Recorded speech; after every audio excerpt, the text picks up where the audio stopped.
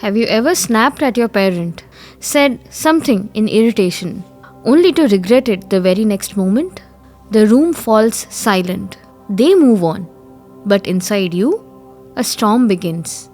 Why did I say that? What's wrong with me? That guilt keeps replaying at night, in quiet moments, and in the middle of the work. You wish you could go back in time, undo those words, but you can't.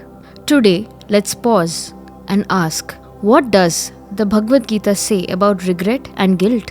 And why does Krishna's most famous verse, 18.66, hold the key to freeing yourself? Regret is heavy because it's a fight with reality. You want to change something that has already happened. You replay the scene in your head again and again, like scratching an old wound. Guilt is sharper. Regret says, I wish I hadn't done that. Guilt says, I'm a bad person for doing that. Think of the last time you raised your voice at your parent. The anger came and went, but what stayed is guilt. The feeling that you betrayed love. Psychologists call this self-punishment, where instead of learning, you punish yourself endlessly. It's like a loop. But the Gita doesn't want you stuck in punishment. It wants you free. Why do we hurt the very people we love the most? Because with them, our guards are down. Our raw emotions show. And sometimes, frustration, stress, or tiredness boils over. The Gita explains this chain in chapter 2. Desire leads to anger. Anger clouds memory. Memory loss destroys wisdom. In that blindness, we say things we don't mean. This doesn't make you evil. It makes you human. But here's the danger. Instead of repairing the moment, we get trapped in regret paralysis. You keep rehearsing guilt like it's a punishment you deserve.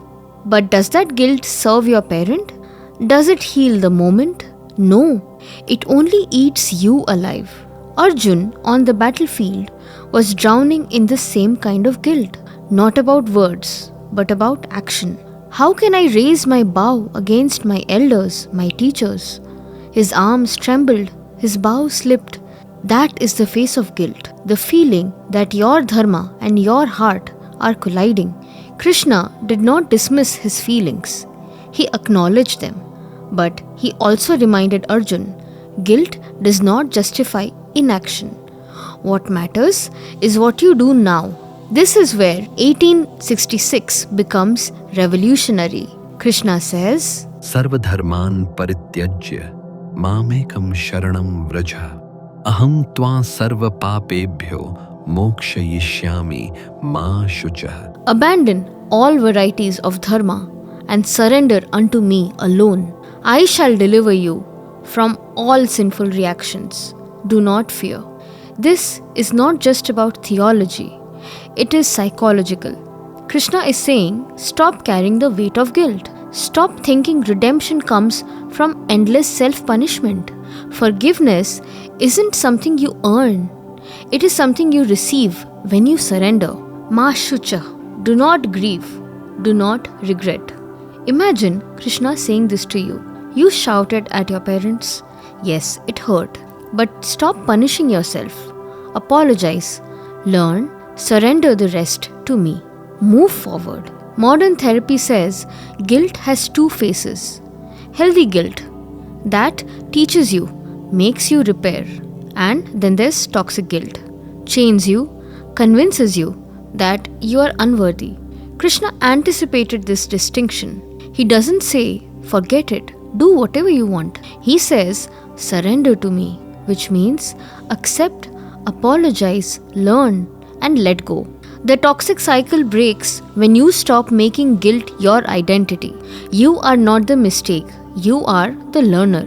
Let's return to that moment. You raised your voice at your parent. Healthy response. You go back. Apologize sincerely.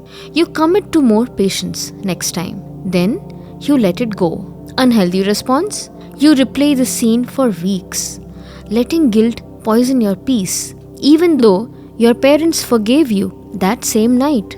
The Gita is clear. Mistakes don't define you. What defines you is your ability to realign. to surrender, to act rightly now. So, how do you live 1866 in daily life? Acknowledge honestly. Don't run from regret. Admit what you did. Apologize humbly to your parent, your loved one, or even to yourself. Reflect, don't replay. See the lesson, not the loop. Surrender the weight. Whisper a prayer, offer the burden to Krishna, or simply breathe it out. Redirect energy into action. Next time anger rises, pause. Choose silence over reaction. Each step transforms guilt from a jail into a teacher. Regret and guilt will visit you. They're part of being human. But you don't have to become their prisoner. Krishna's promise in 1866 is not abstract. It is intimate. It's for you. I will free you from the weight of your mistakes. Do not fear. Do not grieve. Tonight, when you remember that harsh word to your parent, don't spiral. Instead, close your eyes and hear Krishna's voice. Surrender this to me. You are forgiven. Now, live lighter. Because life isn't meant to be a courtroom where you're always on trial. It's a classroom where even mistakes are lessons. If you liked what you saw, don't forget to subscribe. Thank you.